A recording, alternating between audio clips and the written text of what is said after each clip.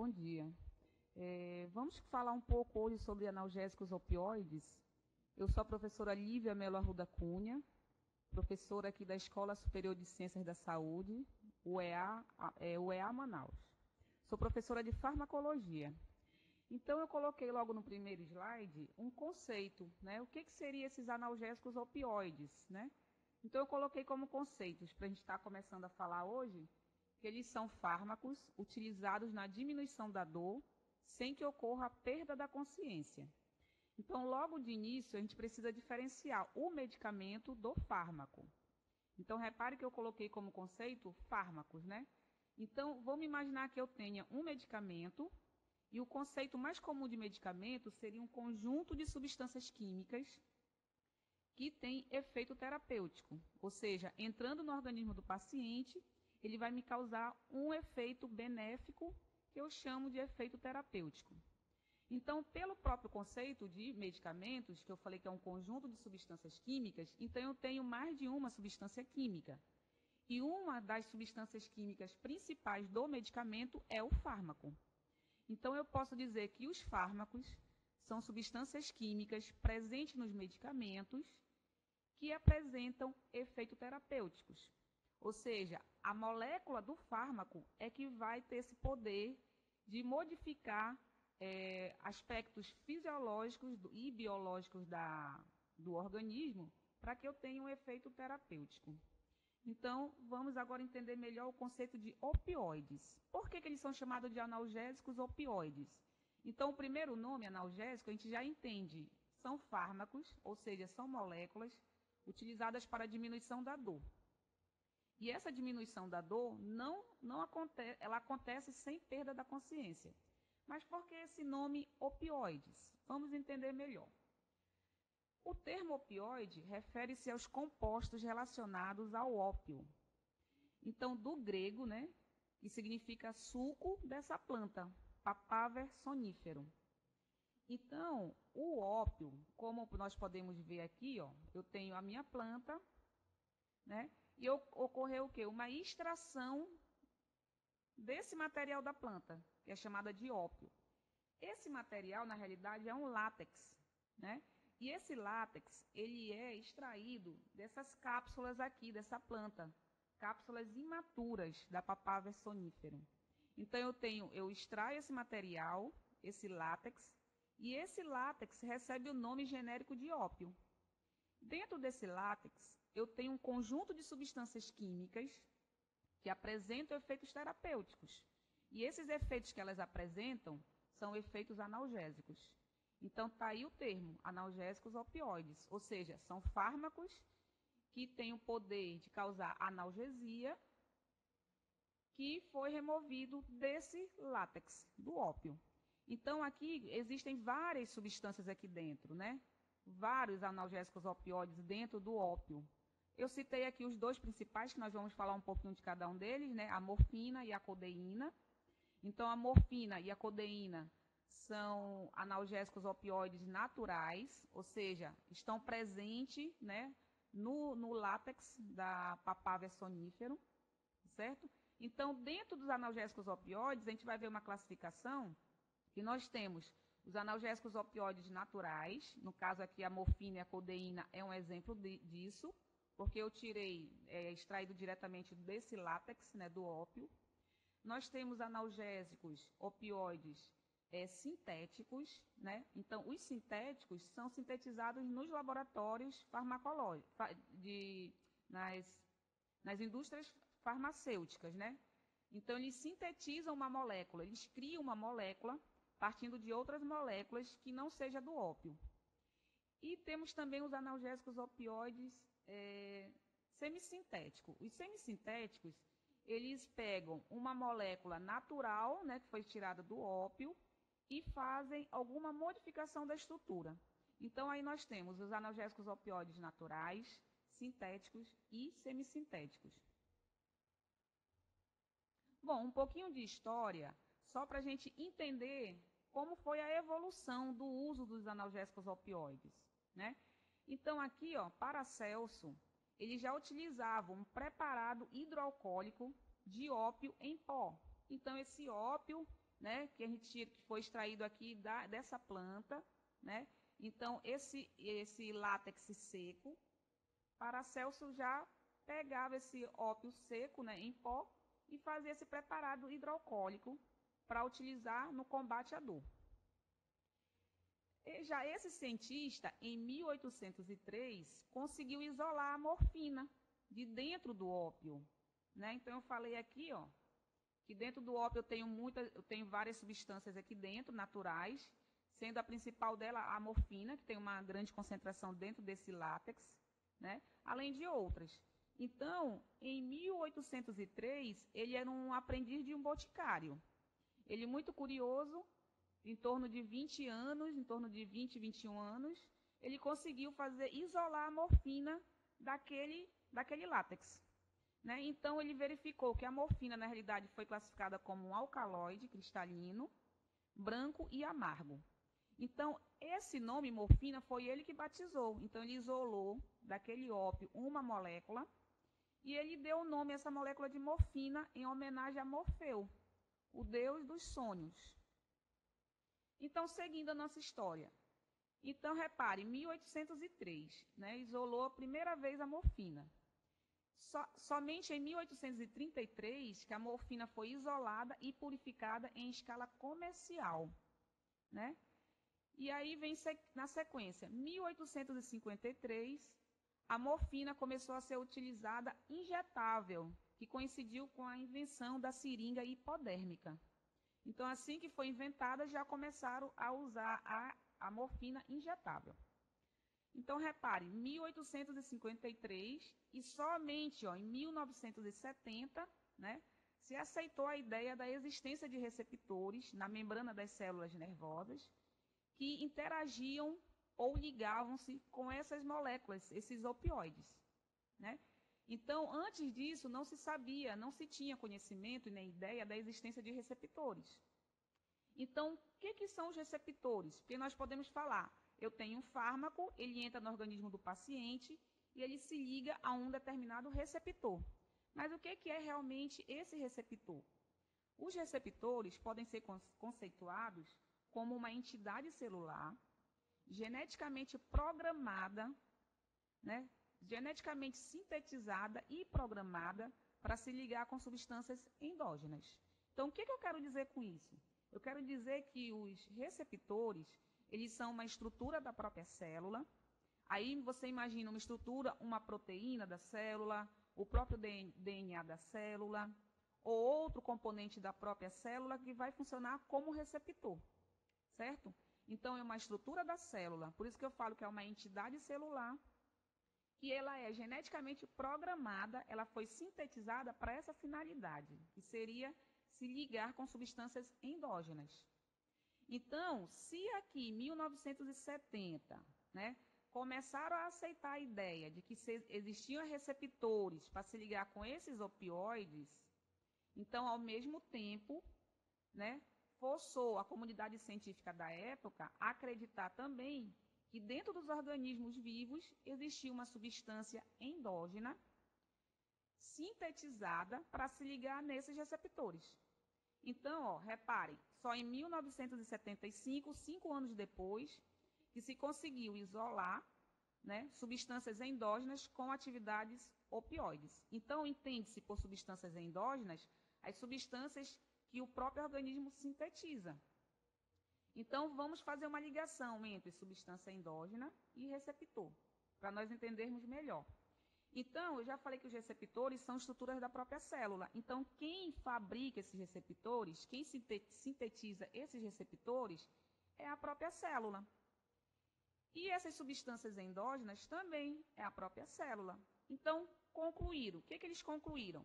Sempre um receptor sintetizado, sempre eu terei uma substância endógena sintetizada que se ligará a esse receptor. Então, é como se nós falássemos que a substância endógena é a dona do receptor. Então, se eu tenho lá um receptor que se liga com moléculas opioides, então quer dizer que eu também tenho uma substância endógena opioide. Em outras palavras, o próprio organismo sintetiza moléculas, que seriam as endógenas, que tem uma função de analgesia. Então, diminuir a dor, certo? Então, foi chamado de analgésicos endógenos, analgésicos opioides endógenos. Então, vamos falar mais adiante também essa relação, certo? Então, aqui, ó, nós podemos falar o que seriam os opioides. Então, quando a gente fala em opioides nessa aula, a gente está se referindo aos fármacos, né, semissintéticos, então os analgésicos opioides semissintéticos. Estamos nos referindo também aos analgésicos opioides sintéticos. Estamos nos referindo também às substâncias opioides naturais, ou seja, presente lá naquele látex, no ópio, né? E também estamos nos referindo a essas substâncias endógenas, certo? Então, são 4 grupos aí, quando nós falamos em opioides. Vamos seguir.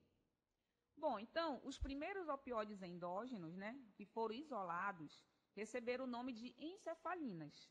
Então, por que foi chamado de encefalinas? Né? Então, significa aqui, ó, que vem da cabeça.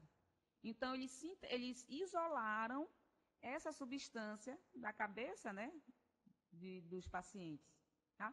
Então, essas encefalinas, na realidade, são peptídeos. Então, aqui eu tenho uma estrutura básica, né? Então, todas as encefalinas, todos os opioides endógenos, todos os opioides endógenos, eles têm essa estrutura básica, que é um peptídeo. Então, se você olhar, o peptídeo é o quê? É uma molécula formada por aminoácidos. Então, aqui eu tenho a tirosina, né? Uma unidade de tirosina, que é um aminoácido. Eu tenho 2 unidades aqui de glicina, que é outro aminoácido, e uma unidade de fenilalanina. Alô? Oi, o áudio melhorou?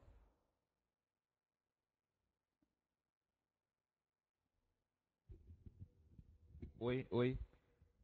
Oi, pessoal. O áudio melhorou agora? Tá mais alto? Ok, a gente vai dar continuidade à apresentação, ok?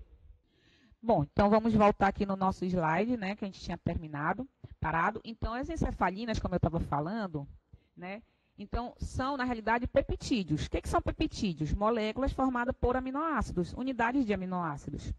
Então, esses opioides endógenos, eles têm essa estrutura básica. Então, decore essa estrutura básica, que a gente vai falar dela daqui a pouco de novo.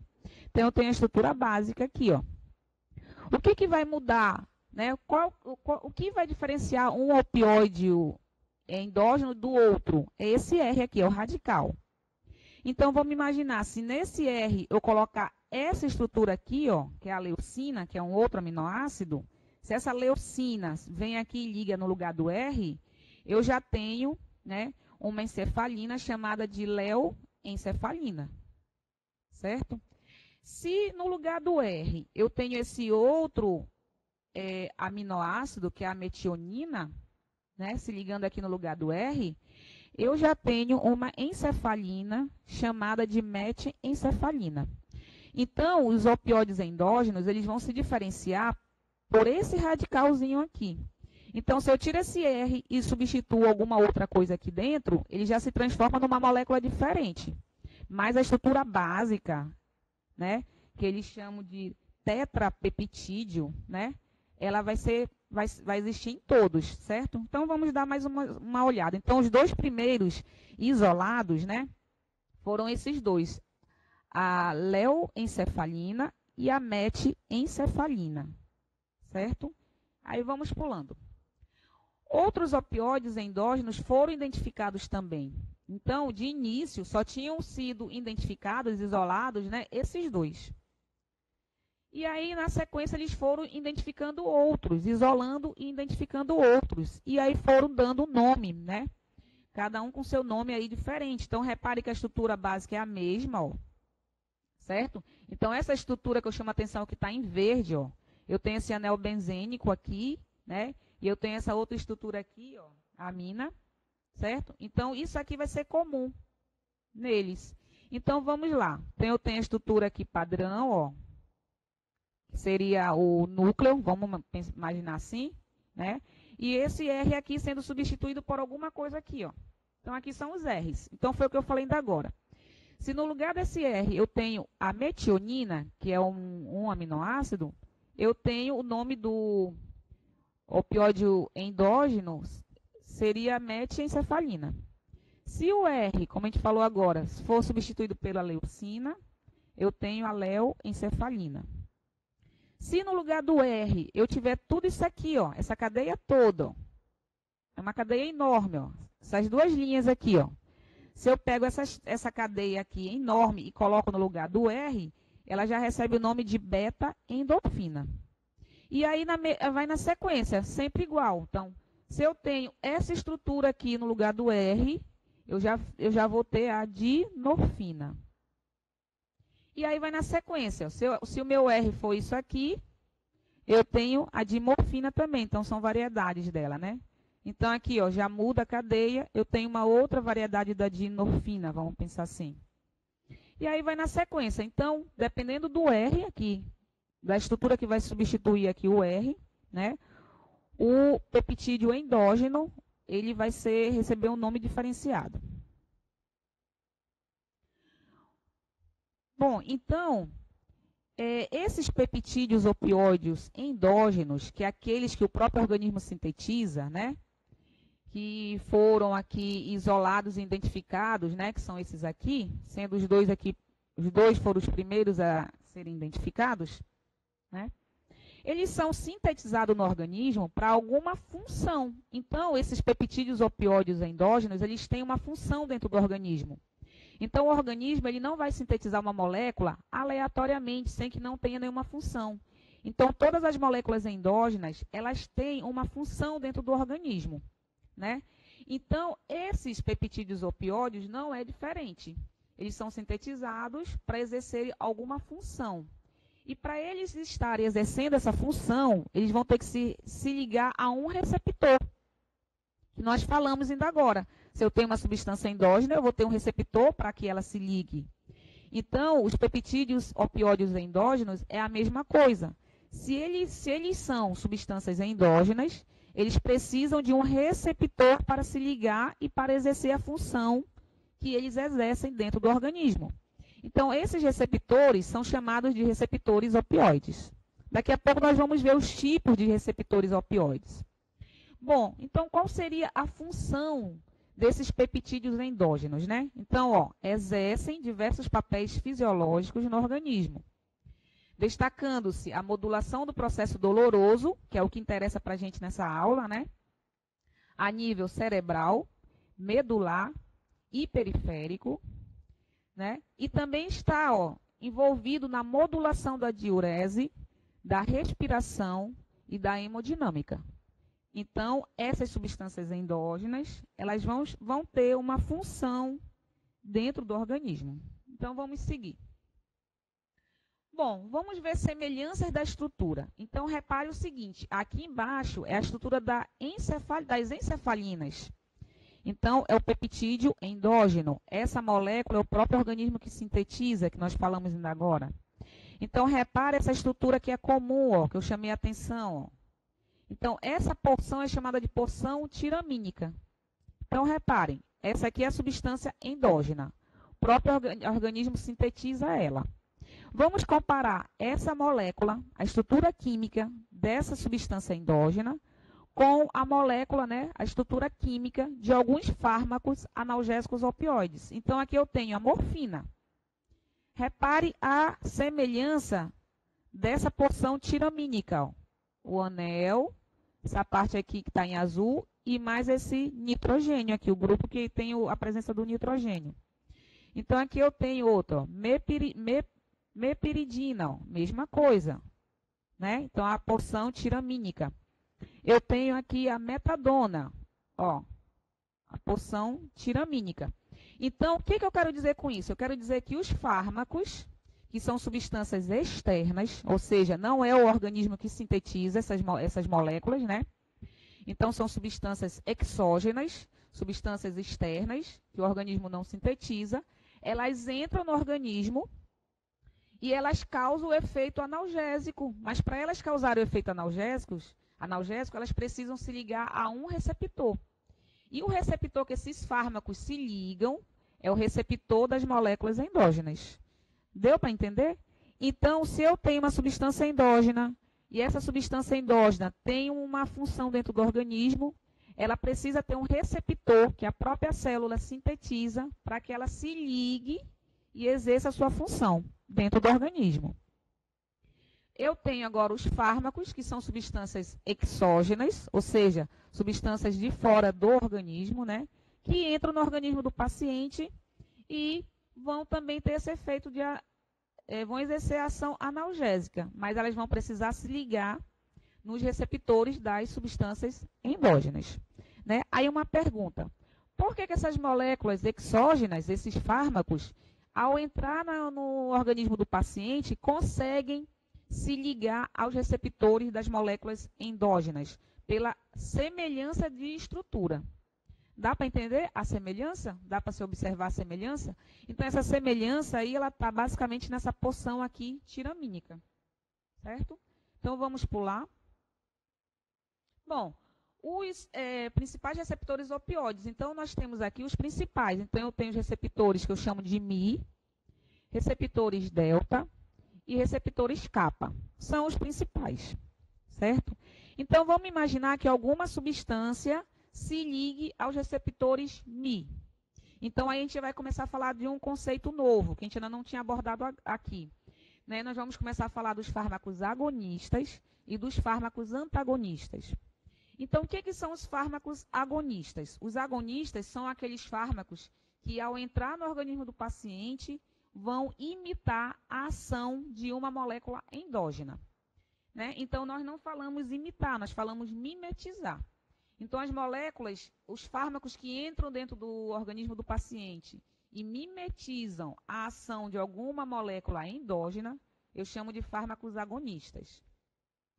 E as moléculas, os fármacos que entram no organismo do paciente e que bloqueiam receptores e não causam nenhum efeito, eu chamo disso de fármacos antagonistas. Certo? Então, vamos entender aqui. Se eu tenho um fármaco agonista, ele vai ativar, ele se liga no receptor Mi, ele vai ativar o receptor Mi. Então, esse fármaco agonista que se liga no receptor Mi, o que ele vai causar? Ó, analgesia supraespinal. Repare que tem aqui esse X, ele tá mostrando a seletividade, a afinidade. Então, eu vou ter a analgesia supraespinal, ela vai ser bem evidenciada. 3 cruzes, né? Eu também vou ter a analgesia espinal, ó, mas em menor evidência, vamos pensar assim. E eu também tenho analgesia periférica. Então, se eu tenho um fármaco agonista que se liga no receptor Mi, ativa o receptor Mi, eu vou ter essas analgesias nessas regiões. E aí, mesma coisa, vamos ao mesmo pensamento. Se eu tenho um fármaco que se liga ao receptor delta, né? Fármaco agonista que liga no delta, eu vou ter analgesia apenas a nível espinal. Se eu tenho um fármaco agonista que se liga no receptor kappa, eu tenho analgesia espinal, não muito evidenciada, e a analgesia periférica. 2 cruzes, certo? Então, quem é que vai ativar esses receptores para que aconteçam essas ações? Os fármacos agonistas e as próprias endógenas. Certo? Então, os opioides endógenos, eles se ligam também a receptores, como já foi falado. Então, se ele se ligar no Mi, eles vão causar essas ações. Se ele ligar no delta, essas ações. Se ele ligar no kappa, essas ações. Tá certo? Então, vamos lá. Se o Mi for ativado, eu vou ter, além das analgesias que nós já falamos, eu vou ter a depressão respiratória, que aí, se for um fármaco, vai ser usado, vai ser aqui como... essa depressão respiratória já seria um efeito colateral muito grave, né, por sinal. Então, nós temos que ter cuidado nesse sentido aí. Então, eles causam depressão respiratória, né? Eles também causam constricção pupilar, né, que é a amiose. Eles causam redução da motilidade, né, do tubo digestório. Eles causam euforia. Não causam disforia, ó, seria o inverso, né, praticamente o inverso da euforia. Eles causam sedação e dependência física, certo? Então, se alguma substância lá ativar o delta, eu vou ter analgesia só a nível espinal, eu vou ter depressão respiratória também, e eu vou ter aqui a redução da motilidade do tubo digestório. Se alguma molécula ativa o kappa, eu vou ter analgesia espinal e periférica, que nós já falamos, eu vou ter miose, eu vou ter aqui redução da motilidade do tubo digestório, eu vou ter disforia, eu vou ter sedação e dependência física. Bom, então, aonde é que estão localizados esses receptores opioides, né? Então, eles vão estar em áreas relacionadas à dor. Então, eu citei ali alguns. Então, córtex cerebral. Então, eu vou ter presença desses receptores lá, né? Na amígdala, no septo, no tálamo, no hipotálamo, no mesencéfalo e na medula. Então, são áreas relacionadas com a dor. Então, eu preciso ter esses receptores ali para poder aquelas substâncias endógenas, né, os opioides endógenos, estarem se ligando aqui nessas regiões, né, aumentando o limiar de dor e fazendo com que o paciente não tenha dor. Isso eu estou falando de uma pessoa que não fez o uso de analgésicos opioides. Vamos imaginar um paciente que ainda não fez uso dos analgésicos opioides. Então, qual é a substância que está lá dentro, né, a substância endógena, que ele mesmo sintetiza para evitar a dor? São os opioides endógenos, certo? Mas dependendo do nível da dor, né, esses opioides endógenos, possa ser que ele não dê conta de aumentar o limiar da dor e fazer com que o paciente não sinta dor. Então, é o jeito o prescritor prescrever um analgésico opioide, tá certo? Sendo que os analgésicos opioides, eles são muito mais potentes do que aqueles analgésicos comuns, né? Certo? Que a gente chama de os analgésicos os analgésicos comuns, que são os AINES. Tá bom?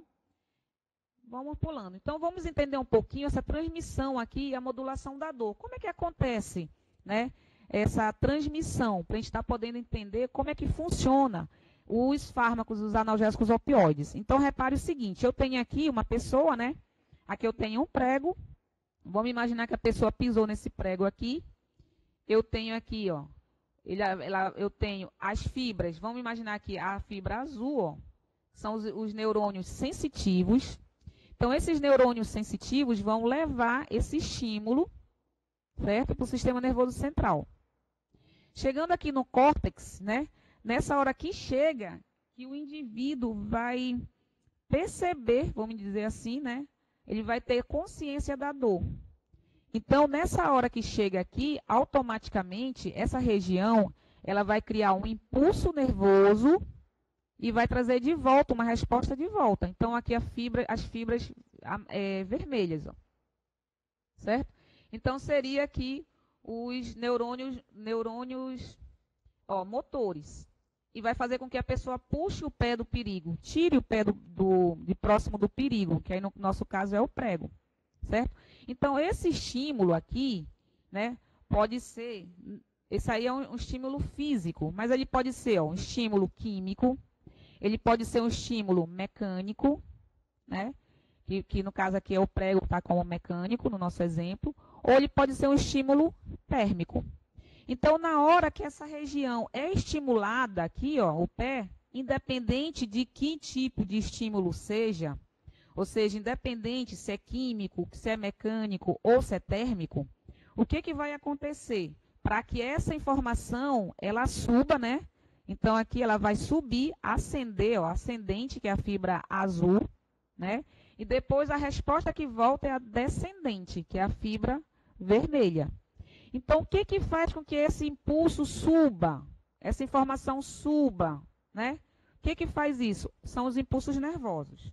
Então, vamos entender como é que isso vai acontecer. Ó, vamos imaginar aqui que seja o pé daquele paciente. Então, aquela região sofreu um estímulo químico, ou se ela sofreu um estímulo mecânico, ou se ela sofreu um estímulo térmico, o que vai acontecer? Vai ocorrer a entrada nesse neurônio aqui, ó, de sódio e cálcio. Então, influxo, né? Entrada de sódio e de cálcio. Então, repare, se eu tenho um estímulo químico, Se ocorrer um estímulo químico, os receptores envolvidos aí para deixar entrar sódio e cálcio são esses receptores aqui, ó. Receptores CISA, receptores T2X, receptor 2PY, receptor B1 e B2. Então, esses receptores aqui que vão ser ativados, se meu estímulo é químico. Se o meu estímulo for mecânico, o receptor que vai ser ativado para entrar sódio e cálcio vai ser aqui, ó, receptores tipo canal iônico. Daqui a pouco eu coloquei uma foto só para relembrar os tipos, né, as principais famílias de receptores. Então, eu vou estar explicando melhor isso daqui a pouco. Se o meu estímulo for térmico, os receptores envolvidos são esses dois, ó.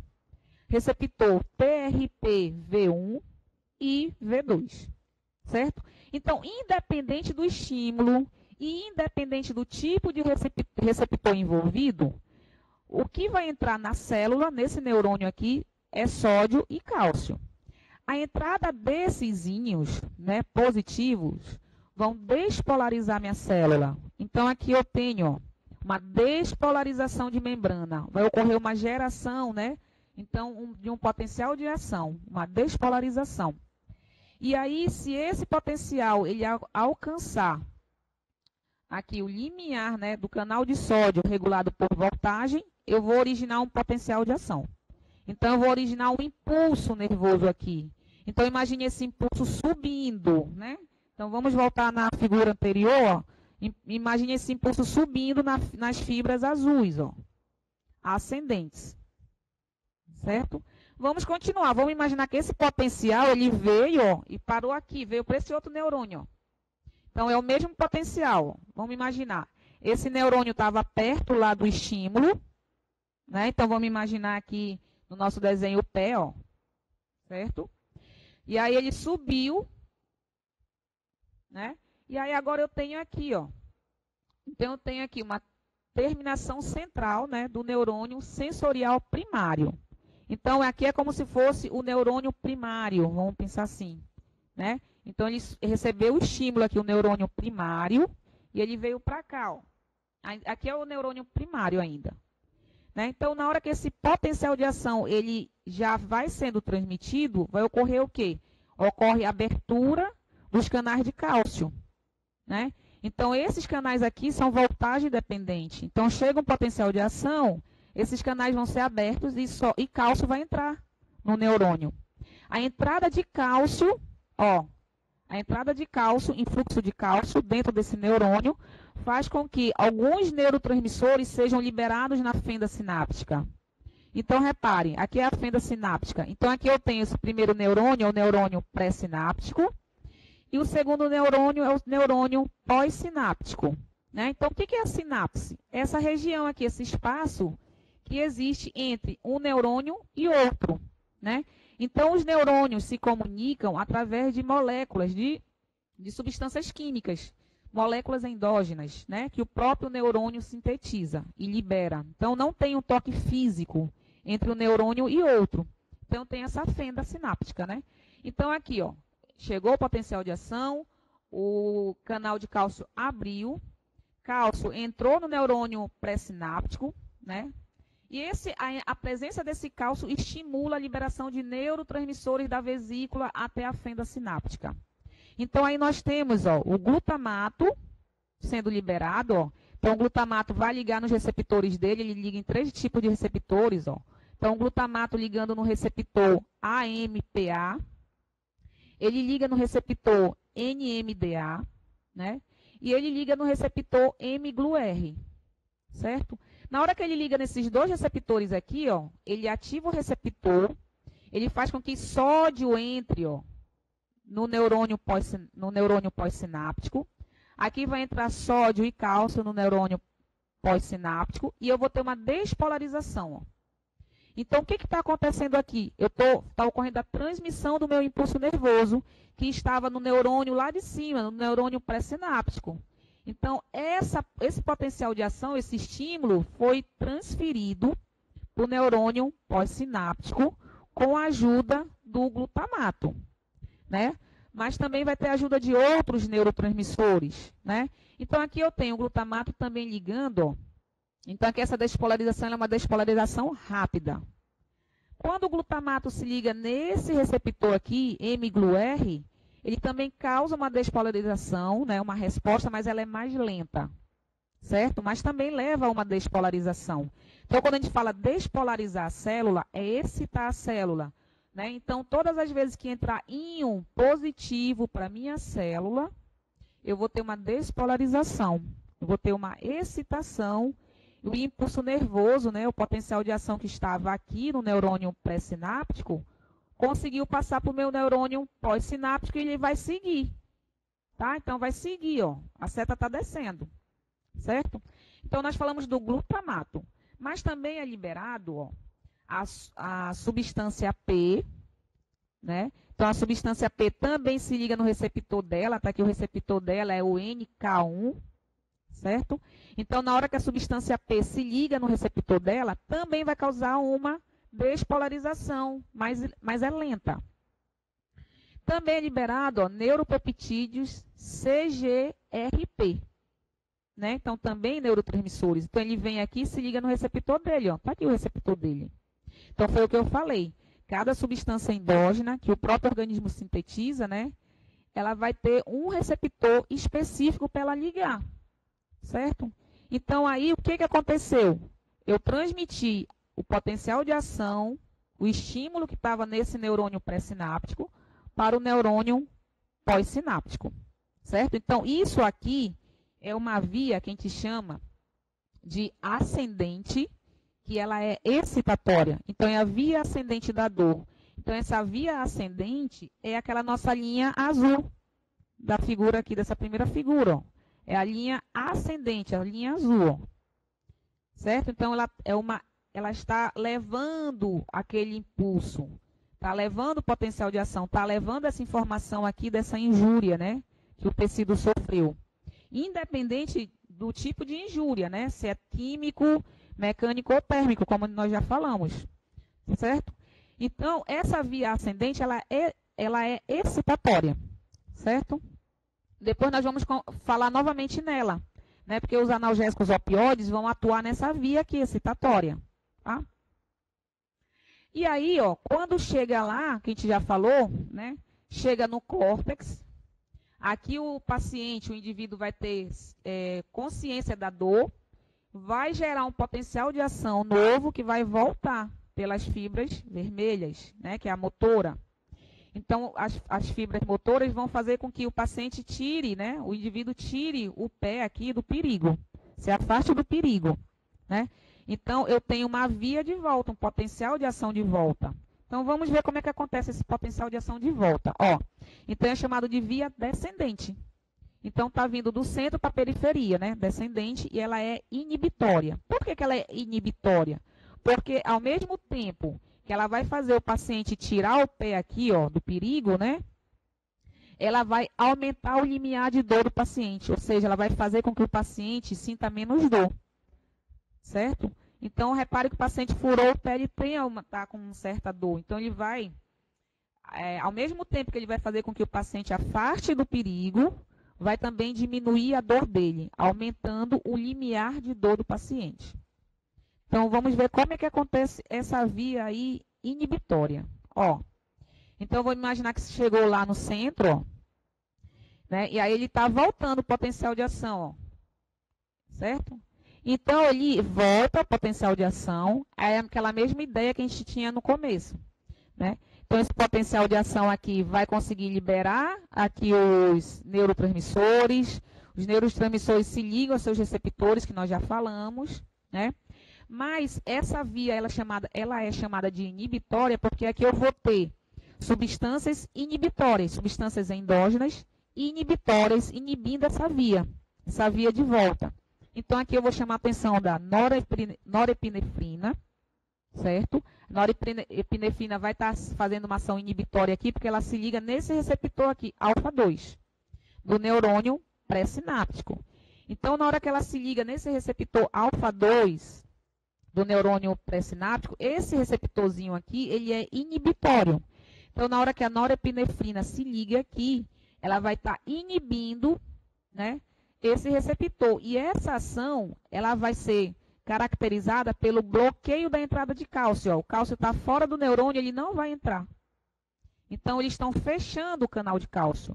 Então, a norepinefrina ligando no alfa-2, que ele é um receptor inibitório, isso no neurônio pré-sináptico, ele faz com que feche o canal de cálcio não entra mais no neurônio e a liberação de neurotransmissor vai ser diminuída. Então, menor entrada de cálcio, menor liberação de neurotransmissores aqui na vesícula. Então, eu vou ter uma diminuição da liberação desses neurotransmissores. Nós discutimos na figura passada. Aí, vamos chamar a atenção de uma outra substância endógena, um outro neurotransmissor, o GABA. Então, o GABA, ele também é inibitório. Então, o GABA tem um receptor dele, que é o GABA-B. Então, o GABA, que é outro neurotransmissor inibitório, ele se liga ao seu receptor GABA-B, no neurônio pré-sináptico, também bloqueia o canal de cálcio. E o cálcio não entra, não tem liberação de neurotransmissores. Então, eu estou inibindo a via de descida. Né? Então, por isso que ela é inibitória. Então, na hora que ocorre essa inibição, o paciente para de sentir dor. Então, eu estou aumentando o limiar de dor do paciente. E aí, vamos chamar a atenção dos nossa alvo aqui, né? O nosso estudo, ó, as endorfinas e encefalinas. Então, aqui vou chamar a atenção que são os nossos opioides endógenos. Né? Então, aqui eu tenho o receptor Mi, ó. Lembra que tem os tipos de receptores? Então, aqui tem o Mi, que é o principal deles, né? Então, eu tenho aqui os meus opioides endógenos se ligando aqui no receptor Mi, fazendo a mesma coisa que o GABA fez e que a norepinefrina fez. Bloqueando o canal de cálcio, o cálcio não entra, eu tenho uma menor concentração de cálcio no neurônio pré-sináptico e eu tenho uma menor liberação dos neurotransmissores na fenda sináptica. Então, eu estou bloqueando a minha via, eu estou inibindo a minha via. Outra maneira também que ocorre, essa inibição também vai ocorrer no neurônio pós-sináptico. Então, vamos entender aqui, ó. Eu tenho a norepinefrina ligando aqui no alfa-2 do neurônio pré-sináptico, mas eu tenho ela ligando aqui, ó, no alfa-2 do neurônio pós-sináptico. Então, eu tenho a norepinefrina ligando aqui e ligando aqui. Quando ela liga aqui, ela já vai fazer uma outra ação. Ó. Ela ligando aqui, ela vai fazer com que os canais de potássio abram e o potássio, que é um íon positivo, saia do neurônio e vá para fora da célula, fora do neurônio. Na hora que eu estou tirando, né, íons positivos, eu estou botando para fora, eu estou hiperpolarizando a minha célula. Ó. Então, o que é a hiperpolarização? É inibição da célula. Lembra que eu falei no desenho passado? Quando entra íon positivo, eu estou despolarizando minha célula. Ou seja, eu estou excitando a minha célula. Mas quando eu faço íons positivos saírem, eu estou fazendo o contrário. Eu estou inibindo a minha célula. Então, essa inibição a gente chama de hiperpolarização. Então, a norepinefrina ligando no receptor alfa-2 do neurônio pós-sináptico, bloqueia, aliás, abre os receptores de potássio e fazem com que potássio saia da célula. Então, dentro da minha célula vai ficar o quê? Uma carga, eu vou ter mais cargas negativas do que cargas positivas. Então, eu estou hiperpolarizando a minha célula. E aí, vamos continuar. O GABA, mesma coisa. O GABA liga aqui, ó, no receptor GABA-B. Ele se liga aqui também, ó, no receptor GABA-B também, ó, do neurônio pós-sináptico. Mas aqui é a mesma coisa que a norepinefrina faz, ó. Abre canais de potássio, o potássio sai da célula, hiperpolariza. Só que o GABA, além de ligar aqui, ele liga aqui também, ó, nesse outro tipo de receptor, que é o GABA, receptor GABA-A. Na hora que ele liga no receptor GABA-A, ele faz com que esse receptor GABA-A abra e entre para a célula esse íon aqui, que é o cloreto, que está bem apagado, é um negativo em cima dele. Então, o íon cloreto, ele é um íon negativo. Então, eu vou também estar fazendo o quê? Hiperpolarizando. Então, para eu hiperpolarizar a célula, basta entrar íon negativo para a célula ou sair íon positivo da célula. Foi o que está acontecendo aqui no potássio. E aí vamos falar dos nossos opioides endógenos, ó. Eles vão ligar aqui no receptor Mi, mas liga aqui também, ó, no receptor Mi do neurônio pós-sináptico. E faz o quê? A mesma coisa que a norepinefrina aqui faz e o GABA faz. Então, abre, né, faz com que o canal de potássio abra e potássio saia da célula. Então, o que na realidade está acontecendo aí? Está acontecendo a hiperpolarização do meu neurônio pós-sináptico. Então, ele está ficando inibido. Então, aquele potencial de ação que estava aqui, ó, que eu queria passar desse neurônio para outro neurônio, para o pós-sináptico, ele vai ser bloqueado. Então, esse impulso aqui, ele vai estar sendo bloqueado. Então, eu posso traduzir que a pessoa está fazendo o quê aí?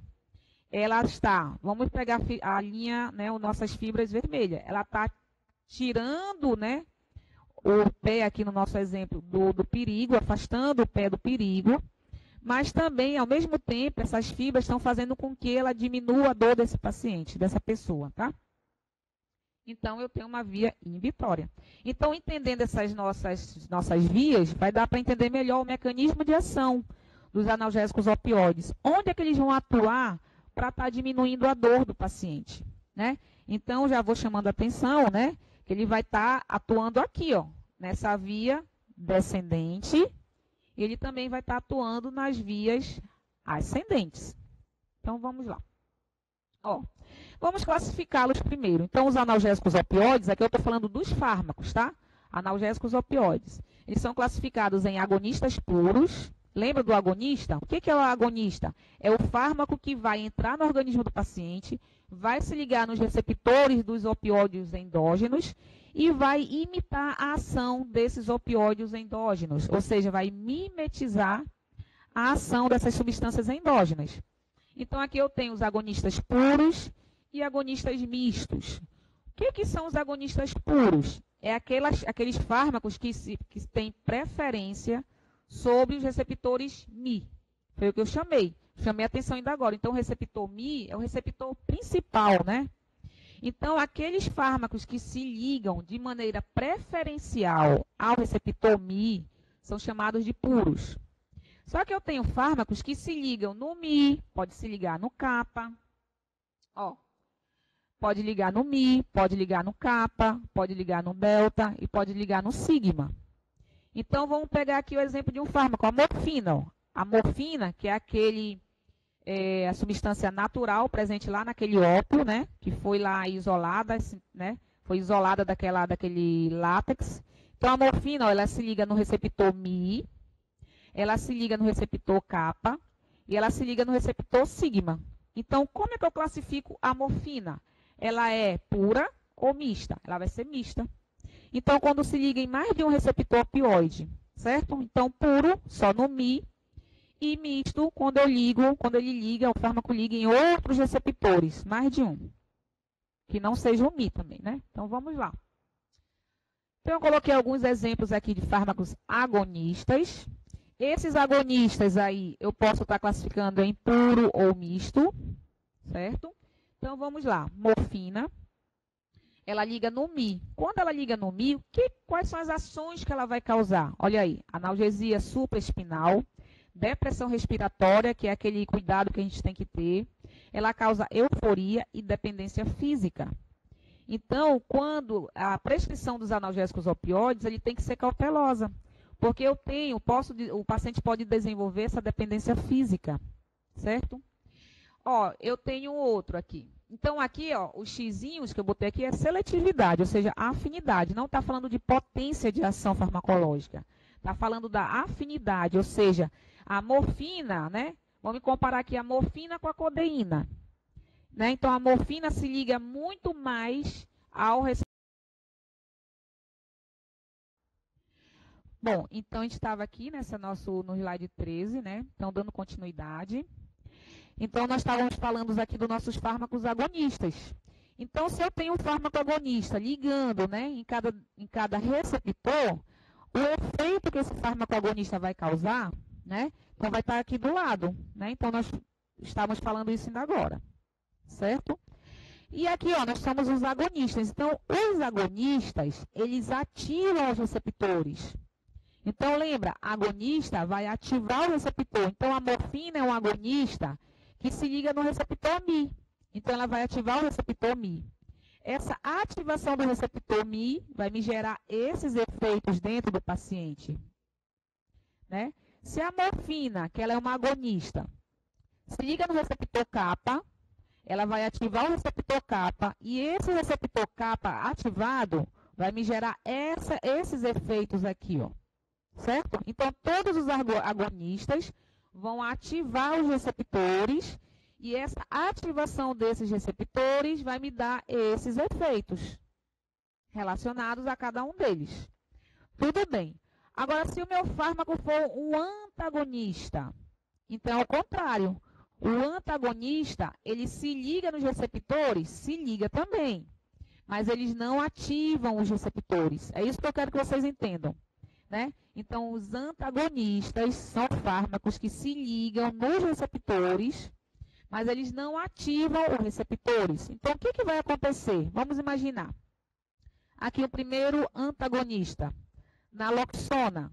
Né? Então, quando a naloxona se liga ao receptor Mi, ele não ativa o receptor Mi, ele apenas bloqueia o receptor Mi. Se ele bloqueia o receptor Mi, eu não vou ter analgesia supraespinal, eu não vou ter depressão respiratória, eu não vou ter euforia e nem dependência física. Deu para entender? Então, quando os antagonistas se ligam nos receptores, independente do tipo, ele bloqueia o receptor e aí eu não vou ter os efeitos que cada receptor causa dentro do organismo. Certo? Aqui outro antagonista, ó. Naltrexona.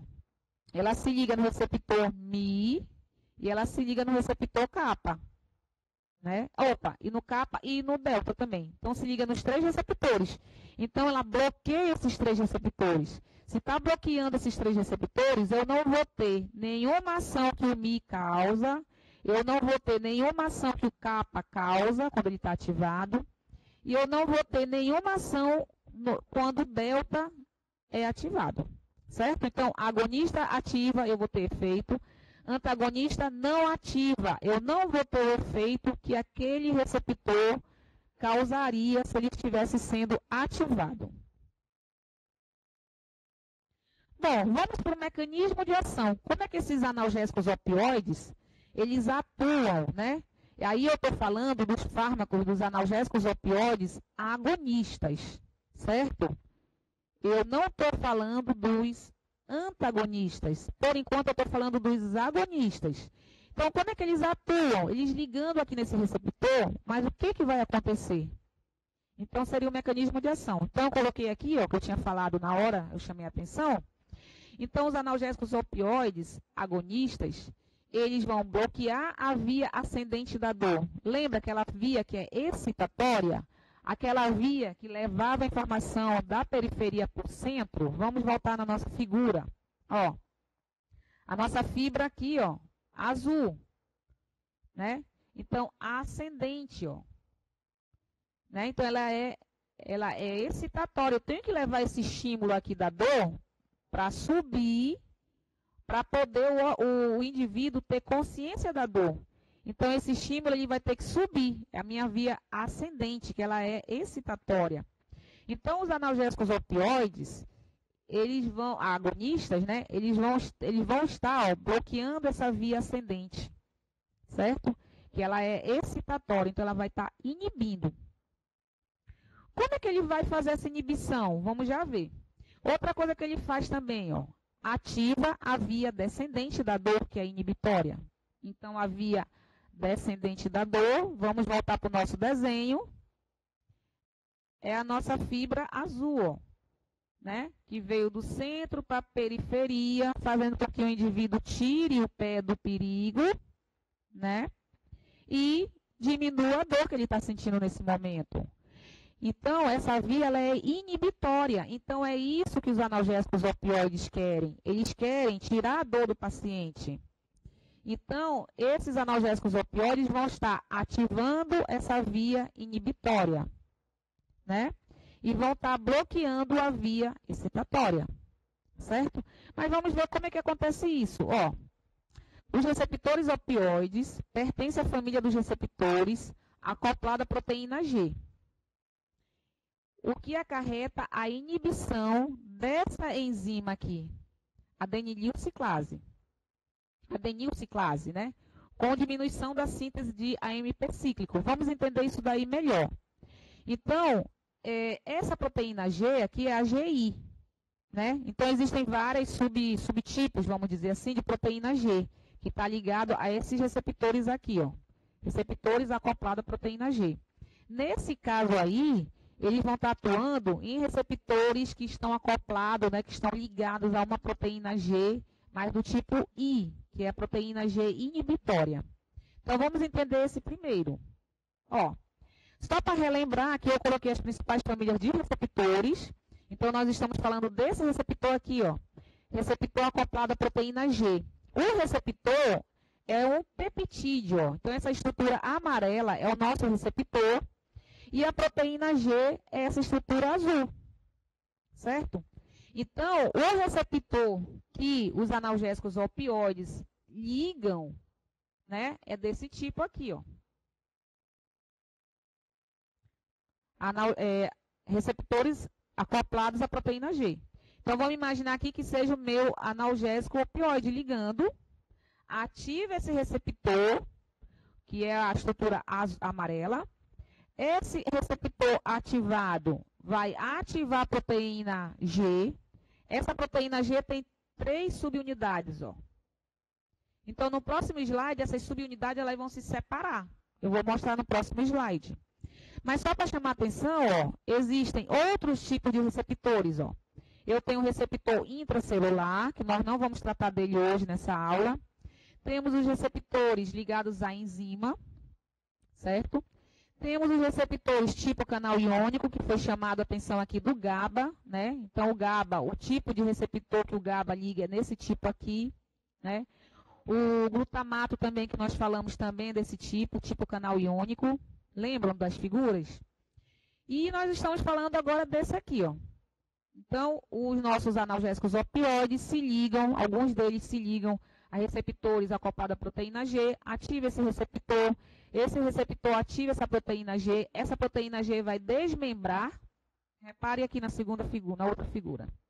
Ó, analgésico opioide, vamos imaginar que seja aqui o analgésico opioide, se ligando no receptor acoplado à proteína G, ativa esse receptor ativado, ativa a proteína G, só que essa proteína GI, que ela é inibitória.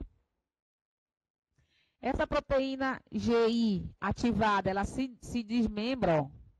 A subunidade alfa se desloca na membrana, ela vai deslizar na membrana, vai encostar aqui nessa molécula, que é uma enzima.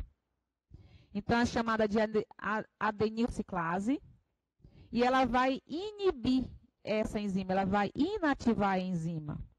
Essa enzima aqui, bloqueada, vai bloquear a síntese dessa molécula aqui, que é o AMP cíclico. Está aqui o monofosfato de adenosina cíclico. Então, essa molécula aqui, eu vou ter diminuição da produção dessa molécula. Certo?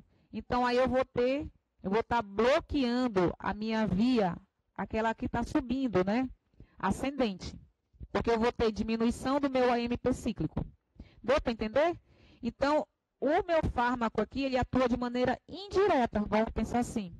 Esse AMP cíclico é chamado de segundos mensageiros. São moléculas que vão ser sintetizadas dentro da célula, produzidas, né, dentro da célula, assim que um fármaco ativa esse receptor aqui, ó, acoplado à proteína G. Mas nesse caso, eu não vou ter a síntese do AMP cíclico. Nesse caso, ele está inibindo, né? Então, ele está inibindo aquela nossa via de subida, ascendente, né? Então, vamos voltar um pouquinho aqui, ó. Ele está bloqueando, inibindo essa via ascendente. Como é que ele faz essa inibição? Atuando nesses receptores aqui, ó. Acoplada à proteína GI, que é inibitória. Certo? Então, vamos voltar lá para entender melhor. Então, ele ativa, né, o receptor, o analgésico opioide ativa o receptor ativa a proteína G, só que essa proteína G é a proteína GI, que ela é inibitória. Essa proteína GI ativada vai se desmembrar, as subunidades vão se separar, a subunidade alfa vai deslizar na membrana da célula, lá do neurônio, se desloca pela membrana e vai ativar, vai fazer um contato aqui, uma ligação com essa enzima, adenilciclase. Só que na hora que ele liga aqui, ele bloqueia essa enzima. Então, se ele bloqueia essa enzima não consegue acelerar a reação, né, bioquímica de produção de AMP cíclico. Então, eu não vou ter a síntese de AMP cíclico. Então, ele inativa a minha enzima, eu não tenho a formação de AMP cíclico, diminui a concentração de AMP cíclico. Então, eu vou ter um bloqueio da minha via, né? Então, eu estou inativando a minha via de subida, né? Minha via aqui, ó, ascendente. Vamos entender agora a outro passo. Como é que ele ativa a via descendente, aquela via de descida, né? Como é que ele vai ativar essa via descendente, que ela já é inibitória? Então, os analgésicos opioides vão potencializar essa via inibitória. Como é que ele vai fazer isso? Ó, eles vão provocar a abertura dos canais de potássio no neurônio pós-sináptico. Nós já mostramos essa figura, mas eu vou voltar lá. E inibe os canais de cálcio no neurônio pré-sináptico, diminuindo a liberação de neurotransmissores. Então, isso aqui, a gente já falou. Vamos voltar lá? Na nossa via inibitória, aquela via de descida, via descendente, né? Então, onde é que eles vão estar atuando? Eu estou falando dos analgésicos opioides agonistas. Vamos voltar no nosso desenho. Aqui, ó. Então, onde é que eles vão atuar? Ó. Eles promovem a abertura dos canais de potássio no neurônio pós-sináptico. Vamos lá na figura para entender melhor. Ó. Então, eu tenho que pensar aqui, ó. Os meus analgésicos opioides vão ligar aqui, ó, no receptor Mi. Né? Quando ele liga no receptor Mi do neurônio pós-sináptico, ele faz com que os canais de potássio se abram, potássio saia do neurônio, e eu vou estar hiperpolarizando o meu neurônio, eu vou estar inibindo o meu neurônio. Então, eu estou aí ativando essa via inibitória, fazendo com que ela ocorra, né? Com maior evidência, vamos pensar assim, certo? O outro ponto que ele atua, vamos voltar lá, ó. Ele vai provocar também a abertura de canais de cálcio no neurônio pré-sináptico, diminuindo a liberação de neurotransmissores. Então, aqui, lá em cima, já no neurônio pré-sináptico. Vamos voltar no nosso desenho. Aqui, ó, neurônio pré-sináptico. Então, os analgésicos opioides vão atuar onde? Aqui, ó, nos receptores opioides. Aqui ele está me mostrando o Mi, né? Então, ele ligando aqui no Mi, ó, e em outros receptores opioides também, ó, vão fazer com que os canais de cálcio do neurônio pré-sináptico sejam bloqueados. Não entra cálcio no neurônio pré-sináptico, diminui cálcio, ó. E essa liberação de neurotransmissores aqui não vai acontecer mais de maneira mais lenta, ou bloquear, né? Então, a gente nunca pode dizer que vai bloquear totalmente, né? Então, vai se tornar mais lenta essa liberação aqui dos nossos neurotransmissores. Então, o que ele está fazendo? Inibindo a via que já é inibitória. Então, ela já é inibitória, ela está ficando mais inibitória do que deveria, vamos pensar assim. Então, está hiperpolarizando os meus neurônios pós-sinápticos. Ok? Já falamos disso. Também já falamos disso. Vamos pular agora para a gente estar terminando a nossa aula. Vamos falar de alguns analgésicos opioides, alguma generalidade de cada um deles, né? De alguns deles, aliás. Então, a gente vai começar aqui pelos compostos naturais, ou seja, naturais do ópio, lembra? Os analgésicos opioides presentes lá naquele látex daquela planta, né? Do ópio, né? Dentro do látex do ópio. Então, eu tenho aqui a morfina, né? Então, a morfina ela é classificada como um agonista potente.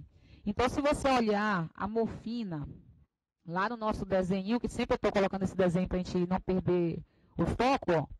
Se eu olhar a morfina aqui, ó, ela liga no Mi, ela liga no Kappa e ela liga no Sigma, né?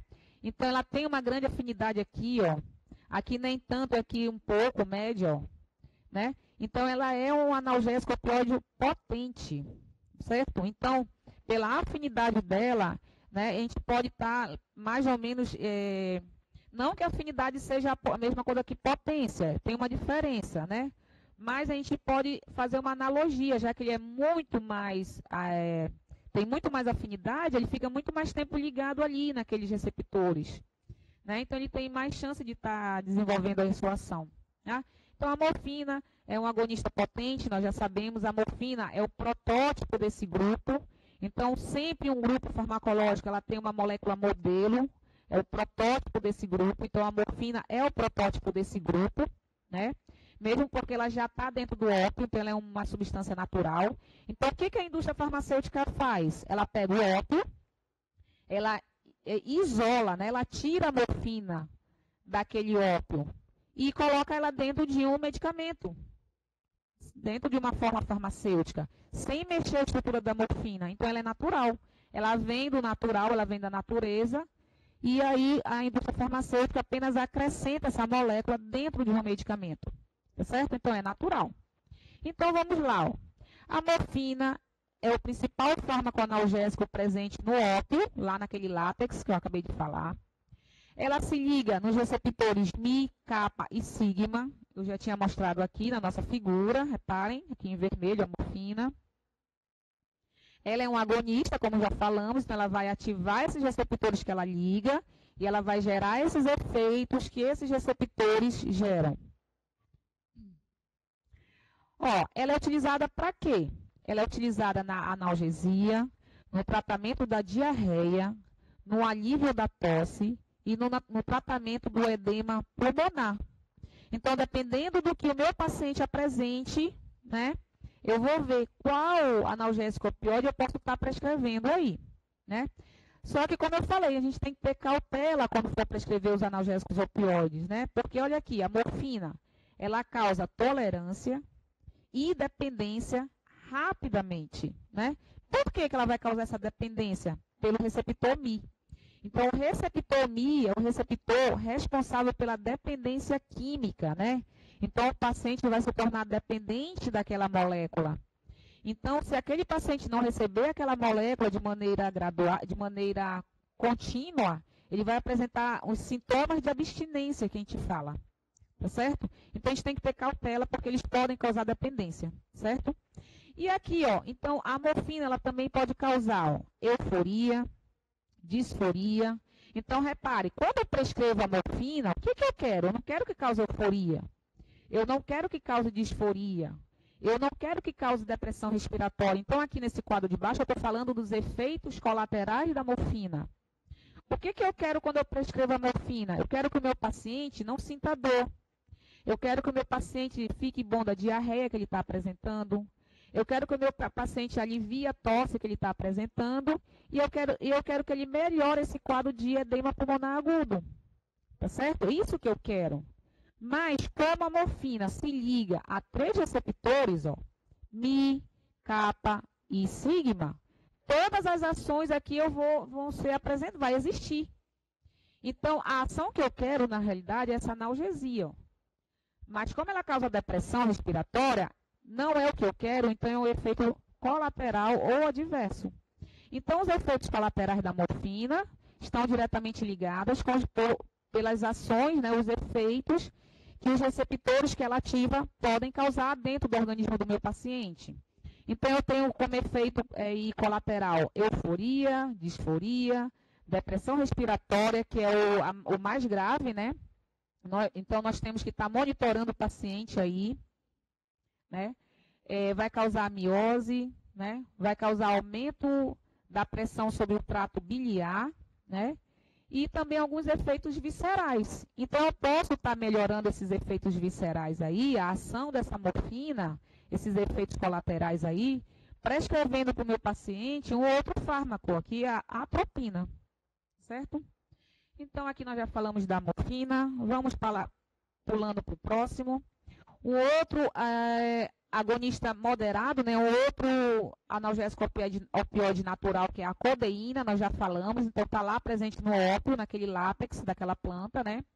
A codeína, ela não é tão potente como a morfina, então ela está dentro dos agonistas moderados, tá certo?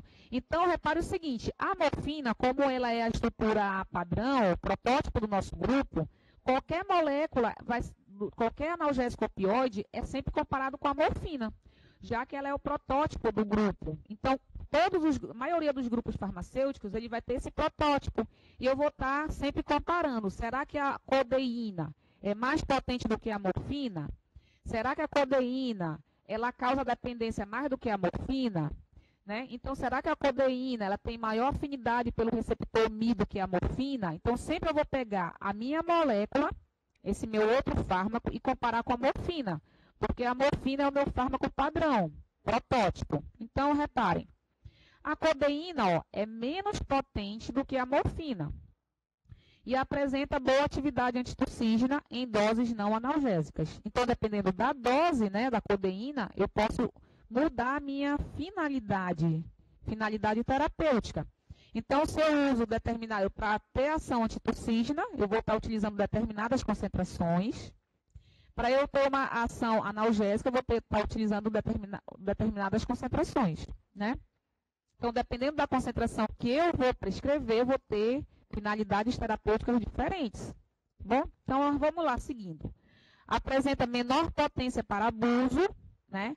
Então, ó, quando eu falo que ela apresenta menor potência para abuso, eu estou comparando com a morfina, tá?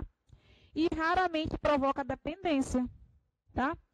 Sua ação resulta na interação de receptores Mi e sigma. Então, vamos voltar no nosso quadro. Ó, né? Então, Mi, ela vai se ligar em Mi, ó, codeína, e sigma, certo? Bom, a codeína ainda, ó, é utilizada frequentemente em combinação com o AS, né? Ácido acetilsalicílico, ou paracetamol. Então, às vezes, a gente vai ter que usar aí junto, né, prescrever a codeína com o paracetamol para o paciente, ou a codeína com o ácido acetilsalicílico.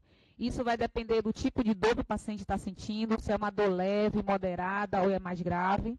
Então, a gente vai estar aí associando medicamentos, né, associando fármacos, bem melhor falando. Bom. E aí, ó, é utilizada para analgesia, sedação, se for necessário, se eu quiser também, né, utilizar com essa ação. Euforia, né, mas é meio dúbio, né? E depressão do reflexo da tosse, certo? Então, codeína, fechamos 2 naturais, né, 2 que vieram lá do látex, do ópio, né? Vamos falar aqui exemplo de compostos sintéticos. Então, o sintético é aquele que não existe na natureza, não estava lá dentro do ópio, né? Então, as moléculas que estavam dentro do ópio são aquelas moléculas naturais.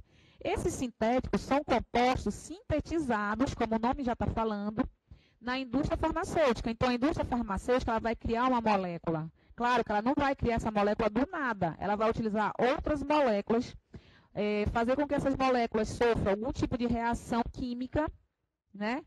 E origine uma outra molécula, uma molécula nova, né? Uma molécula sintética. E essa molécula sintética, ela entrando no organismo do paciente, ela vai ter que se ligar nesses receptores opioides, né? Ou no kappa, ou no Mi, ou no sigma. Então, repare que essas moléculas, esses fármacos, né?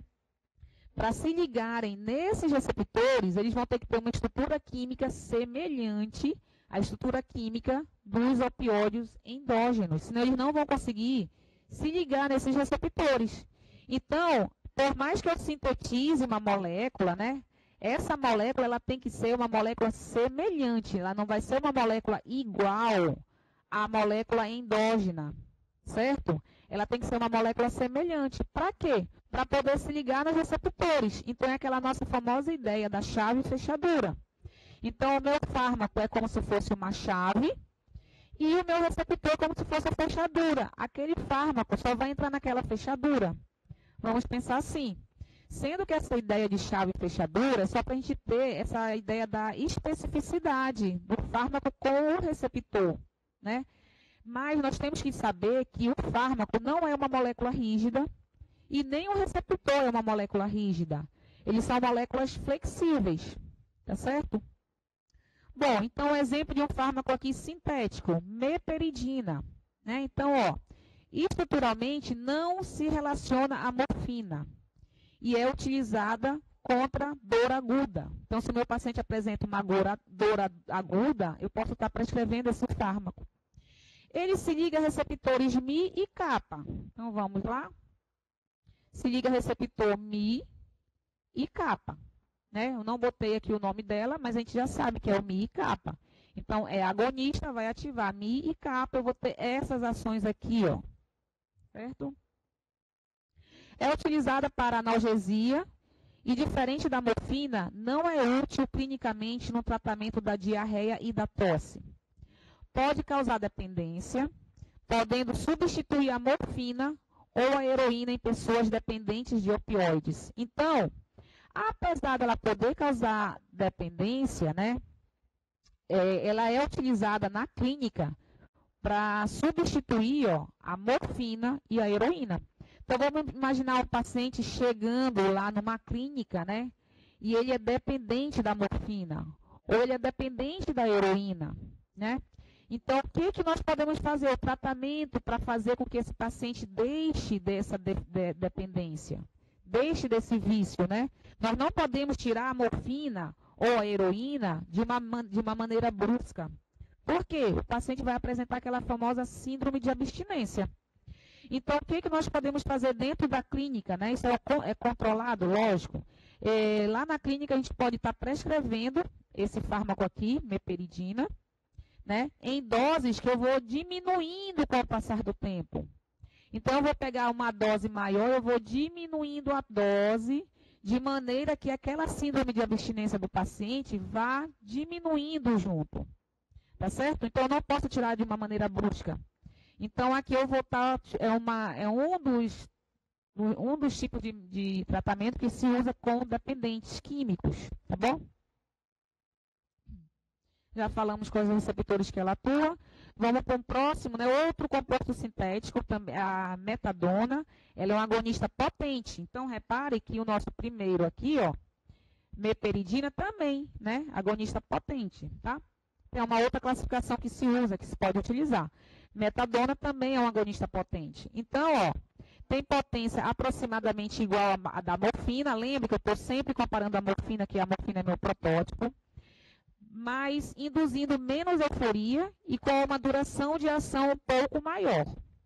Ela vai atuar onde? Ela vai se ligar em receptor Mi só, né? Então, a metadona só no receptor Mi. Então, aqui, ó, só vai ligar no receptor Mi. É utilizada na retirada controlada da heroína e morfina em dependentes químicos. Então, é aquela mesma ideia que nós falamos aqui, né? Aqui da meperidina. Então, é a mesma ideia, certo? Vamos pular. Vamos para os dois exemplos aqui de semissintéticos. Então, o que é o semissintético? Semissintético é quando eu pego uma estrutura natural, vamos imaginar que eu peguei uma molécula ali do nosso ópio, levei para uma indústria farmacêutica e lá a indústria farmacêutica modificou essa molécula. Quando eu falo modificou a molécula, ela pode estar fazendo aí uma remoção de um grupo funcional da molécula, né? Ela pode estar fazendo com que entre um grupo funcional na molécula, né? Eu estou fazendo aí essa molécula quebrar ao meio. Então, eu estou fazendo alguma modificação daquela molécula que era natural, vamos dizer assim. Então, eu já vou ter um fármaco semissintético, tá? Então, aqui, hidromorfona, como exemplo. Ela é um agonista potente também. Olha só, ela possui propriedade analgésica 5 a 10 vezes mais potente do que a morfina. Reparem, a morfina já é um agonista potente, porque ela é um protótipo do meu grupo, né? Imagine essa hidromorfona, ela é 5 a 10 vezes mais potente, né? Ela se liga a receptores Mi. Então, no nosso desenho lá, ó, voltando, ela só vai se ligar a receptor Mi. Certo?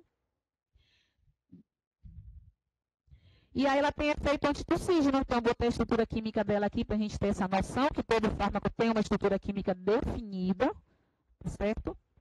Um outro exemplo, a oximorfona, ó, é um outro semissintético também. Ele também está dentro da classe dos agonistas potentes, né?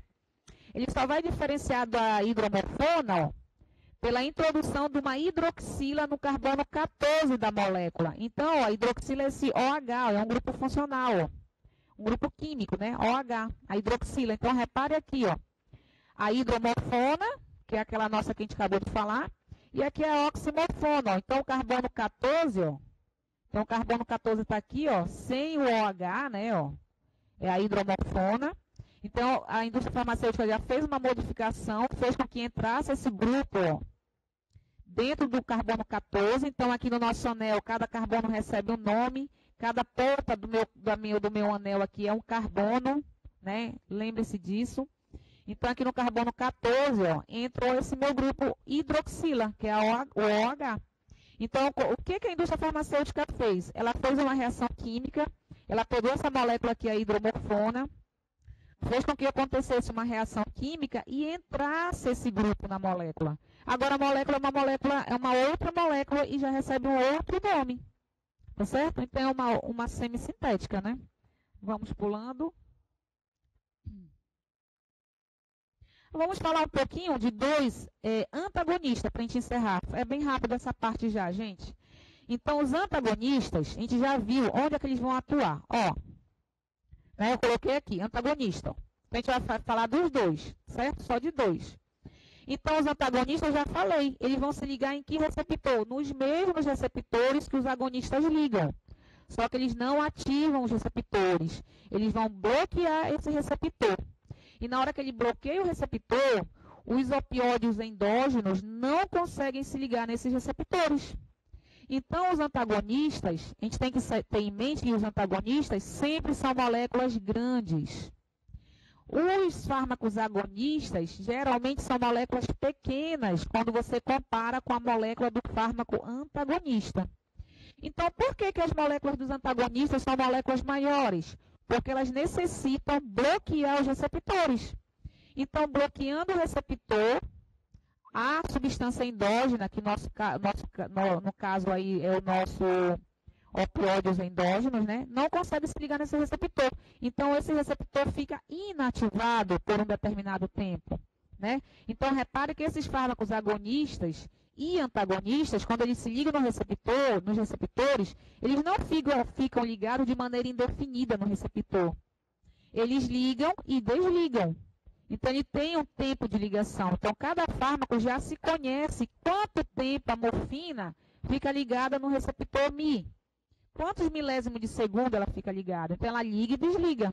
Aí, depois ela liga de novo e ela desliga de novo.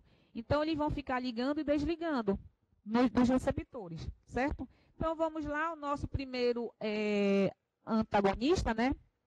Naloxona, ó, é utilizada para reverter o coma e a depressão respiratória em doses excessivas de opioides, como a heroína e morfina. Então, vamos imaginar um paciente que chegou na emergência do hospital, né?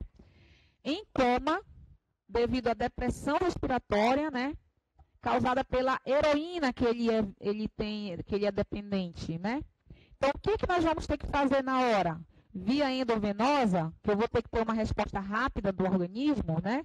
Eu vou usar aí endovenosa o antagonista. Então, eu posso utilizar aqui a naloxona. Então, o que ela vai fazer, a naloxona? Ela vai lá no receptor. Que receptor ela liga? Mi, kappa e delta. Então, vamos lá.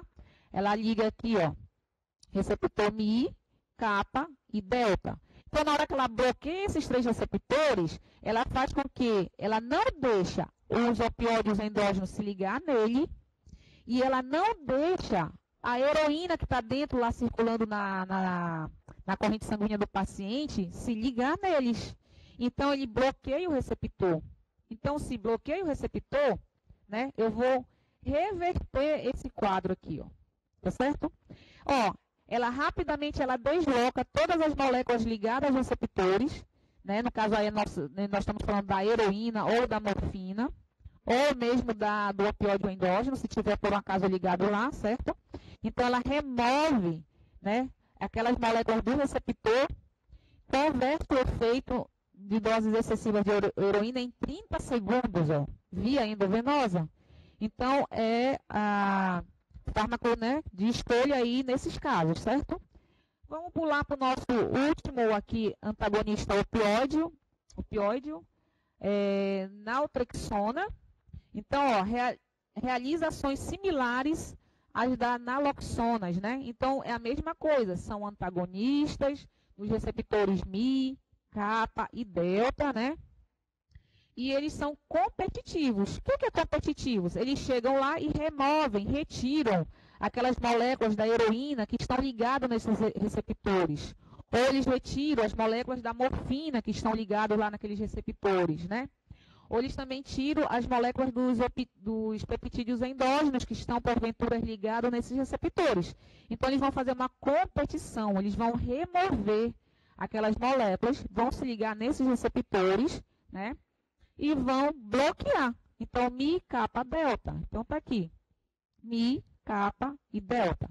Então, vão bloquear esses receptores, né? Então, tem um inconveniente aí, porque ele é hepatotóxico, né? Então, se for usar aí de preferência, né?